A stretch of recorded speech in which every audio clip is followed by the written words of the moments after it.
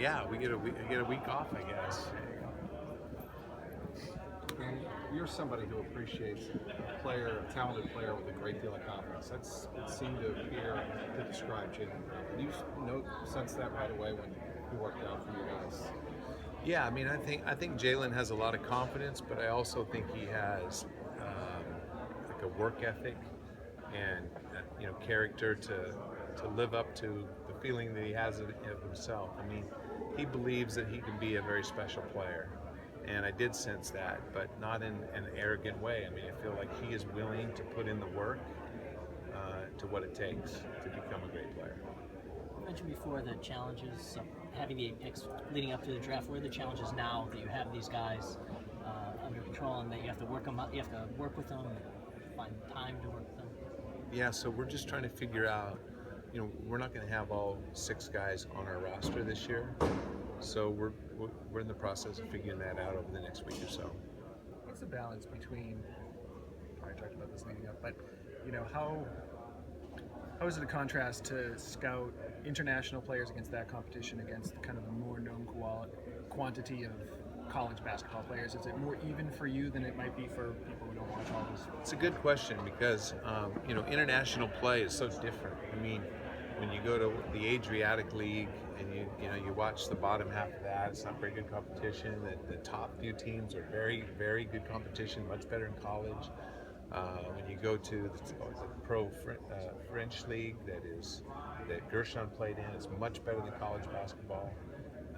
Spain and Russia. I mean, just every league is different and unique, and it's hard to just like look at it on film and try to identify the competition level as being there in person. But when you live over there and you are involved in it, the players all know like what are the top leagues and what aren't.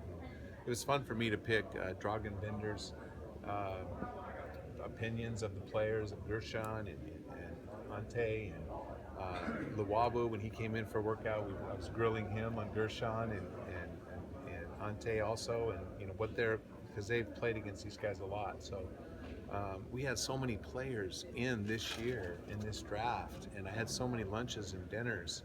And I feel like I have a personal relationship with every player that was drafted last night, which is not usual. Usually there's like 20 guys, but the international flavor is, it's just that I think that's what is a reminder that there's all different leagues. You can't just look at a stat sheet and say this guy's getting 10 points. I mean, there's some great players averaging 4 points and 3 points in the international leagues, and it just depends on their team and their coach and their system and the competition level. Isn't that risk reward, Danny? I mean, there's also an unknown there, I assume, when you're trying to project those leagues here. Yeah, I mean, although college basketball is just as unpredictable. Going from college to the NBA is a major change. Not only a jump in talent level, but also a different style of play. And so, just like many college players of the year don't succeed in the NBA, the very best USA basketball players aren't good NBA players. It's no different over there. I mean, the difference over there is it's a man's league, and most of the top league over there. I mean, it's as every bit as physical, if not more physical, than NBA basketball. So I think that great international players have more chance of success in the NBA than great college players. Although that's a silly statement. That's really not true. I mean, like the great players, it doesn't matter where they play, is what I really should say. It doesn't make any difference where you play if you're a really good player, is what I should say. Is that a change about it being physical overseas? Because the rep on European players used to be that they were soft, they weren't ready for the physical play. That may be a worse statement than the one I just made. Well, that was the rep. That was definitely the rep. Right? Well, that's somebody's rep, but that's certainly not the case. So you don't feel like it's been a change? Or? No, I'm not sure. I mean, listen, I've been playing against international players. I've played against some of the toughest guys, Drazen Petrovic and Marshalinas, and Sabonis, Divac, yeah. I mean, listen, those guys have always been tough. Yeah. Okay.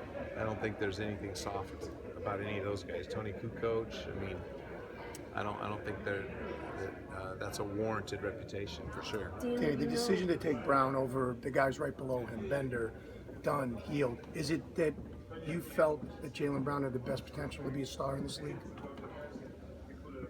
Well, so first of all, I think all those guys have a chance to be pretty good players. I think that, yeah, we believe that Jaylen is the way that the NBA is played and the way that his versatility on top of his unique skill level and his character and his work ethic, we think all those factors give him as good a chance as any of them, if not better, to become a special player. When did you decide that Jaylen was going to be the guy you're going to be? Good question. I think that I had certain things in my mind, but I wanted it to be unanimous. I didn't want it to be what I thought, which is one reason why we had a second workout with Jaylen. But we've had our eye on Jaylen for a while, for a couple years. So I don't know like when the moment was, but I will tell you this: the first time I ever saw him play, it's hard for me to say wow. When I watch basketball players, because I've been around so many great ones in my life. But yeah, he had me say wow a few times. And I have a tendency to look at what they can do and not focus on the things they don't do great, especially at that age. Danny, you know Celtics fans better than anyone. You're going to hear a lot of praise, at times some criticism. So last night, you make this pick at number 3. Reaction at the Garden. Yeah, so the only thing I felt bad about that is that Wick went out there. Like, if I would have known that, or like, and I wasn't in the middle of something, like I should have been the one that went out there, and I would have been happy to, and I would have enjoyed it. It's what I love about Boston. Like when you're throwing a no hitter, they appreciate it, and when you get rocked in the second inning, they boo you. But this is the only thing about that is. I love the passion of Boston fans. I love that they feel and they care. And so that's what I truly believe that. I never take that stuff personal because there's so many differing views. I think that that's what makes Boston unique. That's what makes Boston fun. But the only thing I don't like about that is that it's a reflection of Jaylen. And it's not, instead of a reflection of me. Like, we don't like your choice. That's like okay to boo me, but like give him a chance would be the only thing I would say. Like, let's see, let's wait a year and then boo me. And let's not boo the kid when his name's announced. But as far as criticism in my position, I expect it. I'm used to it, and I don't think you guys can offend me. You can try, but I don't think it'll work. Danny, how quickly do you say patience? Did you get the sense that they were booing the lack of a deal as opposed to? Don't know the answer to that. Probably a combination. Not sure. But probably. Yeah, I think everyone wants a deal. I think everyone expects a deal. We've been working really hard, Mark, on trying to get a deal. And do something significant, but we just haven't been able to do it yet. And it's not because we're not trying, and it's not because we're turning down, or we overvalue our players or any of that stuff. It's because you need a partner. And I've said this many times before, but I tried 3 years to get KG before we got him. And it just takes the right time and the right place and have a partner that wants to do a deal. Has the sense of pressure maybe changed a little bit, just coming from the public?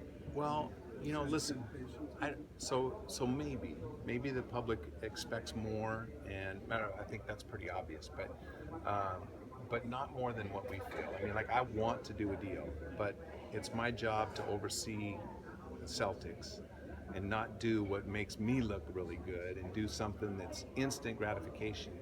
It's like we're trying to build something, and it's a big responsibility, and I take it very seriously. And we're going to keep trying to do bigger deals that people will cheer instead of boo. Danny, would you also say no deal is better than a bad deal? Is that the kind Absolutely. of flip side of that? No question. We're not afraid to make deals. If anybody knows the Celtics right now, they know we're not afraid to make deals. And but we don't want to make bad deals. Sure.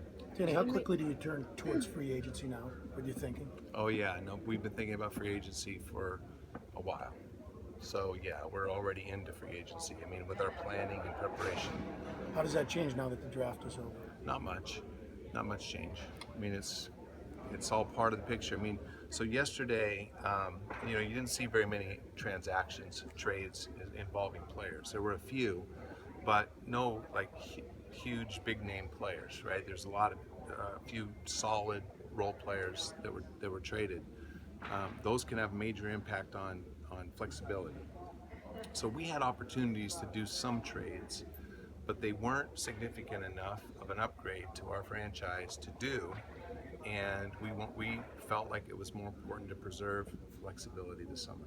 What's your biggest priority going into free agency from just the roster construction standpoint? I can't talk about free agency. I mean, good players. This Areas the of the obvious. game, like where do you guys need help? We need help. We need some good players, and we have a lot of really good players. But yeah, just some more good players. That's what we're trying to do. You talk about the fans and maybe the patience factor. How hard is it for you to be patient at times? Is there times you say, well, maybe I should just do this deal just because it'll improve us this little? Well, I mean, I think that it's harder for fans. I think that I'm probably harder on myself than anybody else could be, but I think it's hard for fans because they don't see and they don't know like what is real.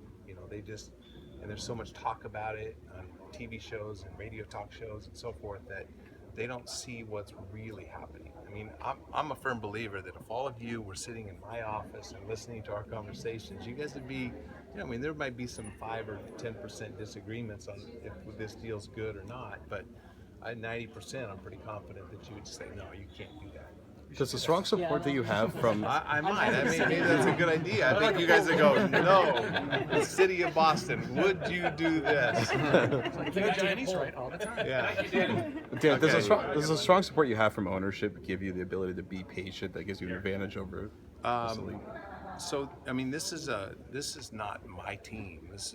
We're collectively one. I mean, every decision that we do is with Wick and Pags and Rich and Brad and myself, and yeah, it's not like working on an island.